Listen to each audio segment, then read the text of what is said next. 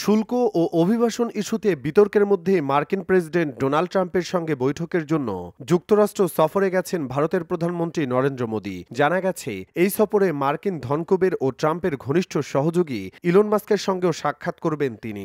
গত মাসে দ্বিতীয়বারের মতো প্রেসিডেন্ট হিসাবে শপথ নিয়েছেন ডোনাল্ড ট্রাম্প। এরপর এটি হবে মোদী ও ট্রাম্পের মধ্যে প্রথম দ্বিপাক্ষিক বৈঠক। মোদী রাজধানী ও ওয়াশিংটন ডিসির প্রাণকেন্দ্রে অবস্থিত মার্কিন প্রেসিডেন্টের অতিথি ভবন ব্লেয়ার হাউসে থাকবেন। এই সফরে মোদীর মূল অগ্রাধিকার হল ভারতের বিরুদ্ধে ওয়াশিংটনের যে কোনো শাস্তিমূলক বাণিজ্য পদক্ষেপ আগে থেকেই ঠেকিয়ে দেওয়া, অর্থাৎ উচ্চ শুল্ক এড়ানো ও বাণিজ্যের পরিধি সম্প্রসারণ করা। ট্রাম্পের বিশ্বব্যাপী ইস্পাত ও অ্যালুমিনিয়াম আমদানির ওপর 25% শুল্ক আরোপের ঘোষণার পরপরই মোদী যুক্তরাষ্ট্র সফরে গেলেন। এই পদক্ষেপ ভারতীয় সংস্থাগুলোকেও ক্ষতিগ্রস্ত করবে বলে আশঙ্কা করা হচ্ছে।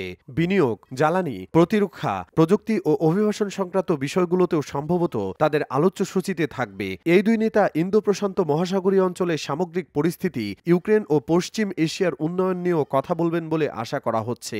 ইসরায়েলি প্রধানমন্ত্রী বেঞ্জামিন নেতানিয়াহু, জাপানের প্রধানমন্ত্রী শিগেরু ইশিবা ও জর্ডানের রাজা দ্বিতীয় আবদুল্লার পর মোদী হলেন চতুর্থ বিদেশি কোনো নেতা যার সঙ্গে ট্রাম্প সাক্ষাৎ করতে যাচ্ছেন। মোদী ওয়াশিংটনে মার্কিন জাতীয় গোয়েন্দা পরিচালক ডিএনআই তুলসী গ্যাবার্ডের সঙ্গে বৈঠক করেছেন এবং ভারত মার্কিন বন্ধুত্বের বিভিন্ন দিক নিয়ে আলোচনা করেছেন। বৃহস্পতিবার হোয়াইট হাউসে তার সফরের সময় বিলিয়নিয়ার ইলন মাস্কের সঙ্গে দেখা করার কথা রয়েছে মোদীর। অন্যান্য ব্যবসায়ী নেতাদের সঙ্গেও দেখা করার কথা রয়েছে তার। এটি প্রধানমন্ত্রী হিসেবে মোদীর যুক্তরাষ্ট্রের 10ম সফর। প্রধানমন্ত্রী হিসেবে মোদীর প্রথম যুক্তরাষ্ট্র সফর ছিল 2014 সালে। তখন বারাক ওবামা প্রেসিডেন্ট ছিলেন।